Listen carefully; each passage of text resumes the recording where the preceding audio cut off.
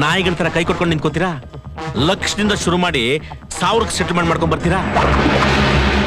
ಅದಕ್ಕೆ ಇತ್ತೀಚೆಗೊಬ್ಬ ಮಾಜಿ ಸಿಎಂ ಜಸ್ಟಿಸು ಪೊಲೀಸ್ ಡಿಪಾರ್ಟ್ಮೆಂಟ್ ನಾಲಾಯಕ್ ಡಿಪಾರ್ಟ್ಮೆಂಟ್ ಅಂತ ಅಂದಿದ್ದು ಅಂತೀರಾ? ಅಂದೆ ಇನ್ನೇನ್ ಮಾಡ್ತೀರಾ? ಕ್ರೈಮ್ ಮಾಡೋನು ಇಷ್ಟು ಕೊಡ್ತೀನಿ ಅಂತ ಹೇಳಿದ್ರೆ ನಿಮ್ಮ ರೆಸ್ಪಾನ್ಸಿಬಿಲಿಟಿನ ಮರೆತು ಅವನ ಹೊರಗಡೆ ಕರ್ಕೊಂಡ್ ಬರ್ತೀರಾ? ನಿಮ್ಮ ವೃತ್ತಿ ಧರ್ಮನೋ ನೆಪನ ಇಟ್ಕೊಂಡು ಅವನ ಎಂತ ದೇಶದ್ರೋಹಿ ಆದ್ರೂ ಸರಿ ಅವನು ಪರವಾಗಿ ವಾದ ಮಾಡಿ ಅವನ ತಲೆ ಕಾಯ್ತೀರಾ? ಯಾವನ್ರಿ ಅವ್ನು ಪೊಲೀಸ್ ಡಿಪಾರ್ಟ್ಮೆಂಟ್ ನ ಬೇಡ ಅಂದವನು? ಕರೆಸ್ರಿ ನೋಡೋಣ. ನಮ್ಮಂತವ್ರು 1 ವಾರ ಸುಮ್ಮನೆ ಇದ್ರೆ ಸಾಕು. ನಿಮ್ಮ ಮನೆ ಹೆಣ್ಮಕ್ಳು ವಿಷ ಕುಡಿದು ನೇಣು ಹಾಕೊಂಡು ಯಾವ್ದೋ ಹೋಟ್ಲ್ ನೇತಾಡ್ತಾ ಇರ್ತಾರೆ. ಗಂಡ್ ಮಕ್ಳು ಬಿದ್ದಿಲಿ ಅನಾಥವಾಗಿ ಬಿದ್ದಿರ್ತಾರೆ. ಅವಾಗ ಗೊತ್ತಾಗುತ್ತೆ ಪೊಲೀಸ್ ಡಿಪಾರ್ಟ್ಮೆಂಟ್ ಅಂದ್ರೆ ಏನು ಅಂತ.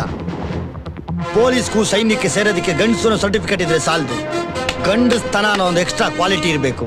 ಅದಿದ್ರೆ ಮಾತ್ರ ಈ ಡಿಪಾರ್ಟ್ಮೆಂಟ್ಗೆ ಸೇರಕ್ ಸಾಧ್ಯ, ಈ ಡ್ರೆಸ್ ಹಾಕೊಂಡು ಮೇರಿಯಕ್ ಸಾಧ್ಯ. ಮೈಂಡೆಡ್. ಇರೋದು ಪೊಲೀಸ್ ಡಿಪಾರ್ಟ್ಮೆಂಟ್ ಅಲ್ಲಿ, ಮಾಡೋದು ಇನ್ಫ್ಲೂಯೆನ್ಸ್ ಜನಕ್ಕೆ ಪಿಂಪಿ ಕೆಲಸ.